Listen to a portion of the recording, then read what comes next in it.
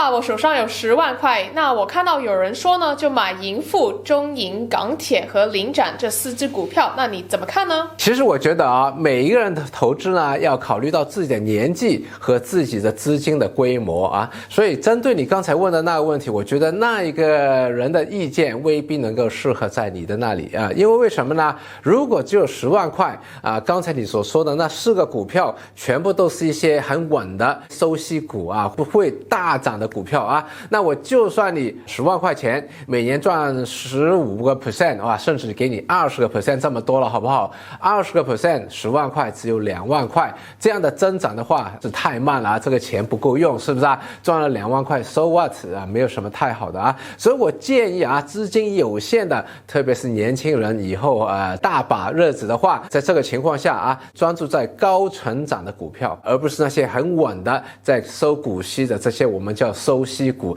这些收息股呢，可能适合一些老年人啦，金额比较大一点，需要是收股息来生活的，来支付生活开支的那些老年人啊。所以你比较年轻的话，资金比较有限的话，专注我叫这些叫10倍股啊。那当然10倍股不是说一定要涨10倍就马上卖掉啊，可能他们会涨50倍、100倍都可以啊，也不是说啊一定要等到10倍才卖掉，可能8倍也可以。那为什么我叫10倍股呢？很多人啊，他们想就是赚20%、30%就 take profit 止赚，或者是获利离场了。我真的认识很多人白白错失了曾经买到过一个非常好的，像腾讯啦、NetEase 啦、Amazon 啦，但是他们只赚了20%、30%就走掉了，眼白白的看它10倍、20倍、100倍、1000倍啊！这些机会其实我们每时每刻不同的年代都会有很多的。那我们只要做多点功课的话，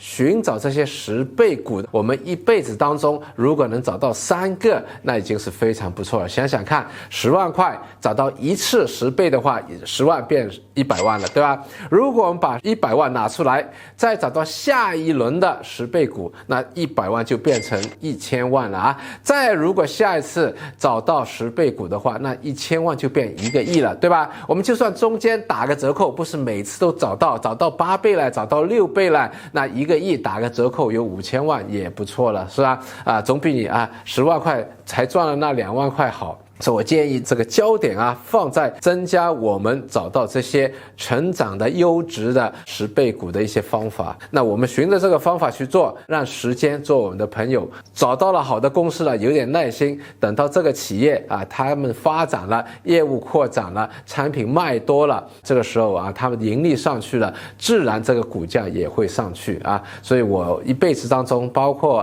我教出来的学生当中，都有很多的10倍股已经发生了所以不是那么遥远的。那我应该分散还是就买一个呢？我会建议你是专注在一个，因为你资金不是太多的这个情况下，如果再分散的话，有可能真的给你找到了，只找到一个，另外3个不好的话，那对你的影响也不是太多，对吧？然后你专注在一个的时候这里会更加认真了。为什么分散？就是你不确定乱买这里买一点，那里买一点，希望有点运气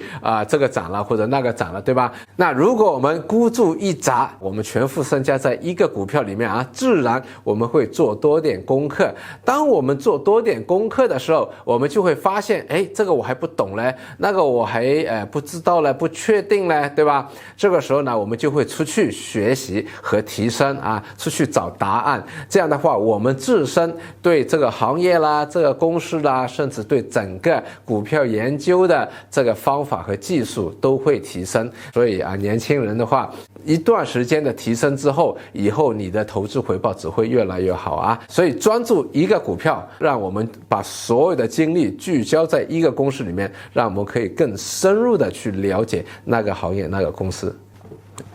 老爸，如果我只有一注的话，10万块钱，那我是不是应该去借钱买股票，去买期权、衍生工具，去提升我的回报率呢？我个人觉得呢，是千万不要这样做啊。当然，这个世界上有些人是买了衍生工具啊，或者借了钱啊，包括这些对冲基金，在这方面是赚到了钱，提升了他们的收入。但是我来看呢，这些高杠杆的工具啊，我们借了钱其实也是杠杆，对吧？其实就打个比喻的话，就是我们开车子，普通的一辆车子啊，我们技术差一点的话，也不会出什么意外。但如果我们把它的马力加到哇超级跑车，那这样有一点点的差错的话，我们就可能啊出了意外啊，这个是非常危险的，对吗？所以我还是那么认为啊，在我们没有对自己的这个投资的技巧，特别是风险管理的这个认知提升之前呢，千万不要啊拿这些高杠杆的工具，要不然的话，如果我们以前是输钱的话，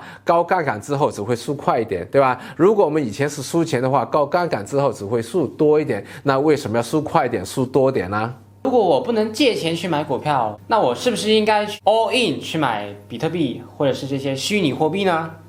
那你为什么要考虑比特币和虚拟货币呢？上一年涨了很多，也很多人说要买。那首先有没有听过，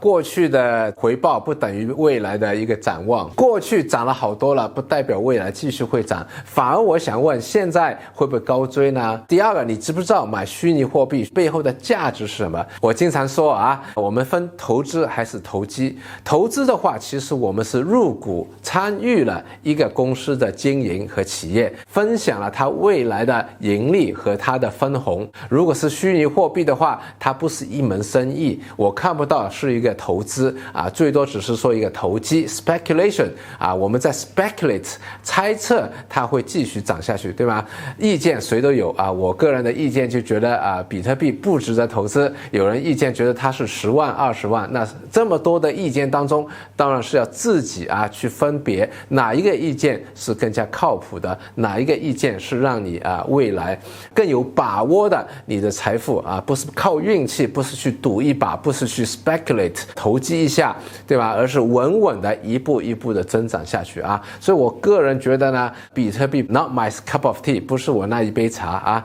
但是我觉得年轻人呢，有时候要闯闯试点新东西也是可以的啊。输掉了钱呢，千万不要懊恼啊。其实输掉钱之后，更加重要的要学习。我个人也是刚开始的时候不听老人言，吃亏在眼前。当时我自己啊念了 MBA 啊，学了好多的所谓的投资的理论了、技巧了。结果我在97年和00年的时候2次，我在高峰期的时候高追，借了好多的钱，买了好多波动很大的高科技的概念股，结果我是输清光过2次，吸取了这些宝贵的意见之后啊，使到我之后从03年开始，再从股票市场里面50万的资金开始，在股票市场赚钱再买楼，在股票市场赚钱再买楼，那到今天累积了很多资产啊。当然我不会鼓励大家去刻意的输掉2次的钱，但如果真的输掉的话，记得最重要的是要学习啊。我现在觉得当时如果没有输到那2次，学了得到了很多宝贵经验的话，如果今天再犯这些错误，那输的钱远远不止当时输的那些银码了。其实大家不需要考虑虚拟货币啊，就算在股票市场里面也有很多好的选择，大家可以参考我之前做过的不同的行业板块和个别股票的一些分享，做个参考啊。那下次我们还会讨论2个我们觉得具有10倍股潜力的股票，大家记得订阅我的频道，我们下次再见咯。